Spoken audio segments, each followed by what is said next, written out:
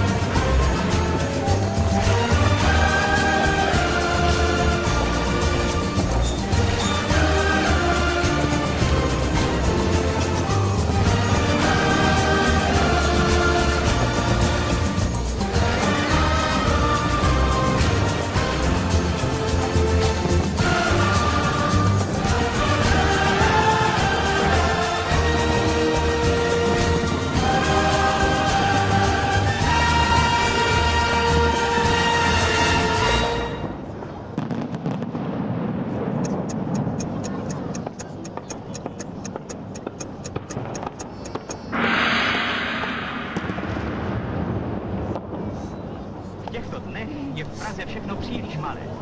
Ulice, tramvaje, chodníky, obchody, kina, restaurace, všude je nabytok prací. Praha je jako malý kabát na příliš širokých ramenou. Krásný úděl máte dnes.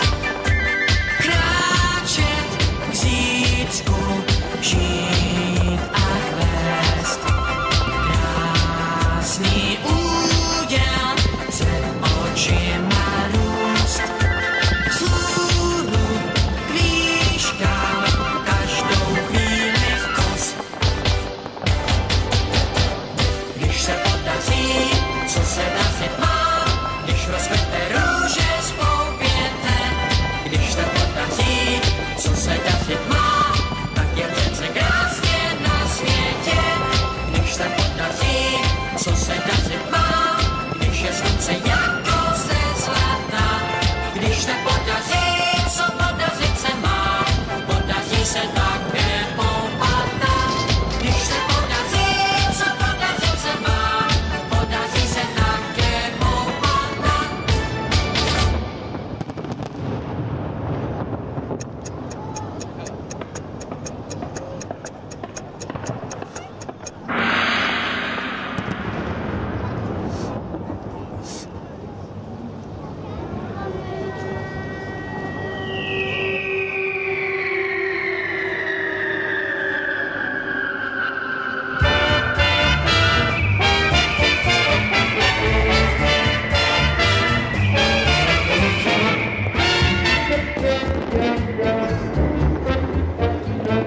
Dle starých pramenů kdysi královal starý velký král. Řečeného krále nikdo se nebál, každý se mu smál. Ať dělal, co dělal, lid se chechtal dál. Národ byl spokojen, reptal jenom král.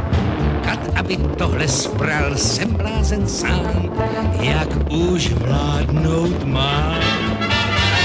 Až teprv baba Jága, jak praví stará sága, poradila královi jedním rázem, že kdyby líp znal svůj lid, věděl by, co lid chce mít, vážnost, že mu dodá jen kat a blázen. Král, že musí kata míti, aby se lid bál, jen bláznovi dovoliti, aby se mu smál. Král se vrátil na svůj hrad, poslech bábu a byl rád, od té doby panoval kat, blázen a král.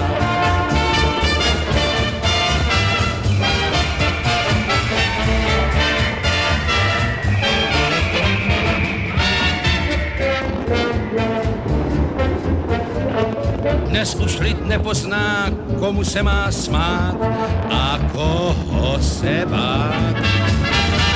Čista jasna, kde se vzal, pan nikdo tu se vzal, křičel, jak si přece vzal. Já chci vládu! Nemluvil a jenom řval, co nedal, to sliboval, ale na svá bedra vzal funkcí hromadu. Prohlásil se za krále, za blázna, za kata, takže vznikla situace značně napatá. A tak z kata a blázna vznikla hodnost svérázná, vylíhnul se nový tvor, blázen diktátor.